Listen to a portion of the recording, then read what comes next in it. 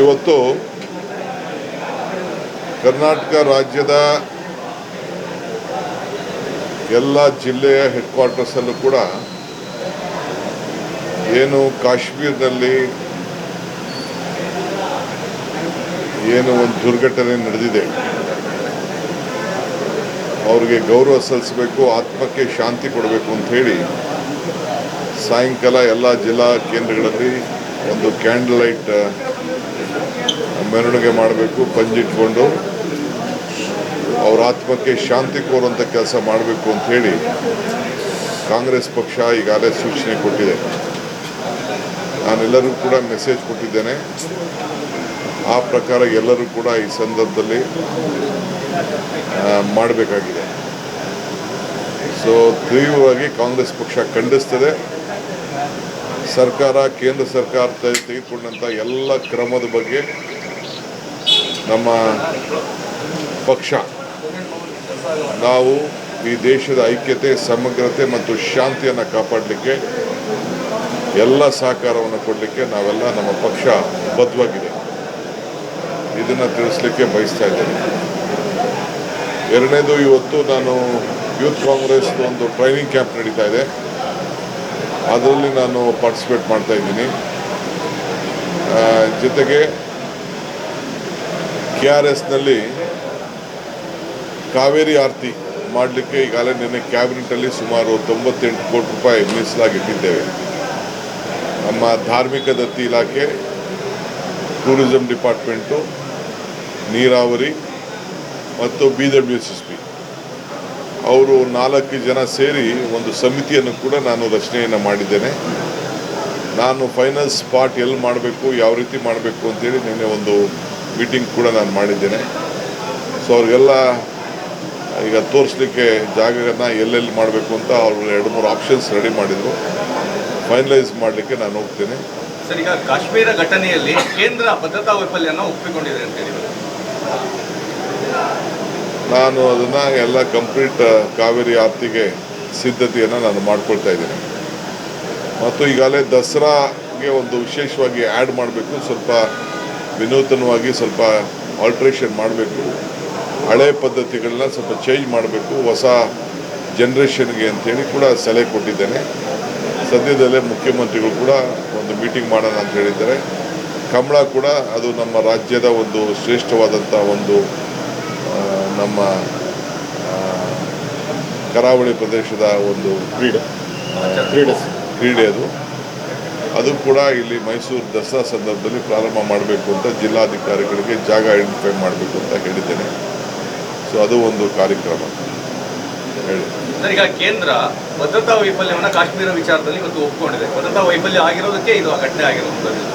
ಈಗ ನಾನು as Congress party ನಾವೀಗ ಯಾರ ಮೇಲೂ ನಾವು ಮಾತಾಡೋಕ್ಕೆ ಹೋಗಲ್ಲ. ಈಗ ನಾವು ಟೀಕೆ ಮಾಡಿಕೊಂಡು ಒಬ್ರಿಗೊಬ್ರಿಗೆ ಕೆಸರು ಹೆಚ್ಚಾಡಿಸೋವಂಥ ಸಂದರ್ಭ ಅಲ್ಲ ಇದು. ಯಾರೇ ಆಗಿರಲಿ, ಇದು BJP ಆಗಲಿ, ವೈಫಲ್ಯ ಆಗಿರಲಿ, ಏನೇ ಆಗಿರಲಿ, ಅದು ಅವ್ರು ಏನು ಬೇಕಾದ್ರೂ ಸ್ಟೇಟ್ಮೆಂಟ್ ಕೊಡಲಿ. ಆ್ಯಸ್ ಎ ಪೊಲಿಟಿಕಲ್ ಪಾರ್ಟಿ ನಾನೊಬ್ಬ ರೆಸ್ಪಾನ್ಸಿಬಲ್ ಪಕ್ಷದ ಅಧ್ಯಕ್ಷ ಆಗಿದ್ದೇನೆ, ಡೆಪ್ಯೂಟಿ CM ಇದ್ದೇನೆ. ನಾನು ಯಾರ ಮೇಲೂ ಇವತ್ತು ಬ್ಲೇಮ್ ಗೇಮ್ ಮಾಡೋಕ್ಕೆ ನನಗೆ ಇಷ್ಟ ಇಲ್ಲ.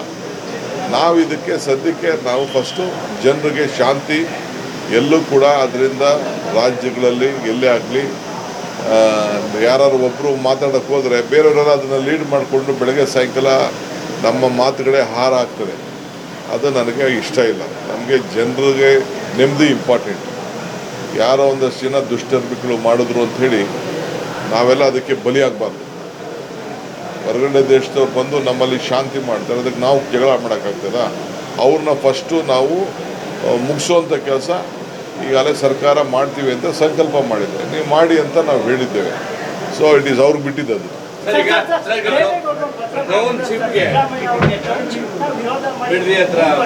ನೋಡಿ, ಪಾಪ ದೇವೇಗೌಡರು ಭಾಳ ಹಿರಿಯರಿದ್ದಾರೆ, ಭಾಳ ಸಂತೋಷ. ಈ ಟೌನ್ಶಿಪ್ ಮಾಡಬೇಕು ಅಂತ ತೀರ್ಮಾನ ಮಾಡಿದ್ಯಾರು? 7 ಟೌನ್ಶಿಪ್ ಮಾಡಬೇಕು ಅಂತೇಳಿ ತೀರ್ಮಾನ ಮಾಡಿದ್ದು ಕುಮಾರಸ್ವಾಮಿನೇ. ಕುಮಾರಸ್ವಾಮಿ ಚೀಫ್ ಮಿನಿಸ್ಟರ್ ಆಗಿದ್ದಾಗೆ ಆ ಜಾಗನ ಅಲ್ಲಿ ಸಾತ್ತೂರು, ನಂದಗುಡಿ, ಬಿಡದಿ ಎಲ್ಲ ಕಡೆ ಅವರು ಮಾಡಿದ್ದಾರೆ. ಅವ್ರು ಮಾಡಿ ಅವರೇ DLF ಅವ್ರ ಕೈಲಿ 300 ಕೋಟಿ ರೂಪಾಯಿ ದುಡ್ಡು ಕಟ್ಸ್ಕೊಂಡಿದ್ದಾರೆ. ತಿರ್ಗಾ BJP ಗೌರ್ಮೆಂಟ್ ಬಂದಮೇಲೆ ದುಡ್ಡನ್ನ ಮಾಡೋಕ್ಕಾಗಲ್ಲ ಅಂತ ವಾಪಸ್ ಕೊಟ್ಟಿದ್ದಾರೆ. ನಾನು ಡಿನೋಟಿಫೈ ಮಾಡೋಕ್ಕೆ ನಾನು ತಯಾರಿಲ್ಲ. ಯಾಕೆಂದರೆ ಡಿನೋಟಿಫೈ ಮಾಡಿದ ತಕ್ಷಣ ನಮ್ಮ ಮೇಲೆ ಬೇಕಾದಷ್ಟು ಆರೋಪಗಳು, ದುಡ್ಡು ಹೊಡೆದ್ಬಿಟ್ರು, ಕಾಸು ಹೊಡೆದ್ಬಿಟ್ರು, ಕೋರ್ಟು ಕಚೇರಿ, ಹಿಂದೆ ಜೈಲು ಪೈಲು ಎಲ್ಲ ಆಗಿದೆ. ನಾನು ಅನುಭವಿಸಿದ್ದೀನಿ. ನನ್ನ ಸ್ವಂತ ಜಮೀನಿಗೆಲ್ಲ ಏನೇನಾಗಿದೆ ಅಂತ ನಾನು ಅನುಭವಿಸಿ, ಇವರೇ ಆರೋಪಗಳು ಮಾಡಿದ್ದಾರೆ. ಸೊ ನಾನು ಇದನ್ನು ಪಿತಾಮಹ ಯಾರು ಮಾಡಿದ್ದೆ JDSನವರು ಕುಮಾರಸ್ವಾಮಿ. ಯಾಕೆ ಅವರು ಡಿನೋಟಿಫೈ ಮಾಡಲಿಲ್ಲ? 2 ಬಾರಿ ಅವರು ಚೀಫ್ ಮಿನಿಸ್ಟರ್ ಆಗಿದ್ದರಲ್ಲ, ಅದನ್ನು ಯಾಕೆ ಕೈ ಬಿಡಲಿಲ್ಲ ಅವರು? ಸೊ ನಾನು ಎಲ್ಲ ರೈತರ ಹತ್ರ ಮಾತಾಡಿದ್ದೀನಿ. ಆ ಒಂದು ಸಿಟಿ, ಗ್ರೇಟರ್ ಬ್ಯಾಂಗ್ಳೂರ್ ಸಿಟಿ, ಇಡೀ ದೇಶಕ್ಕೆ ಒಂದು ಮಾದರಿ ಆಗುವಂಥ ಒಂದು ಸಿಟಿನ ನಾನು ಮಾಡ್ತೀನಿ. ಇದನ್ನು ನಾನು ಇವತ್ತು ಈ ಮೈಸೂರಿನಲ್ಲಿ ಈ ಪವಿತ್ರವಾದಂಥ ದಿನ ನಾನು ಘೋಷಣೆ ಮಾಡ್ತಾಯಿದ್ದೀನಿ. ಇದನ್ನು ಒಂದು 10,000 ಎಕರೆ ಇದೆ. It will be a model city. Bengaluru ನಗರಕ್ಕಿಂತ ಏನಿದೆ ಸಿಟಿ, ಬೆಂಗಳೂರು ನಗರ ಇದೆಯಲ್ಲ, ಅದಕ್ಕಿಂತ ಚೆನ್ನಾಗೆ ಅದನ್ನು ತಯಾರು ಮಾಡ್ತೀನಿ.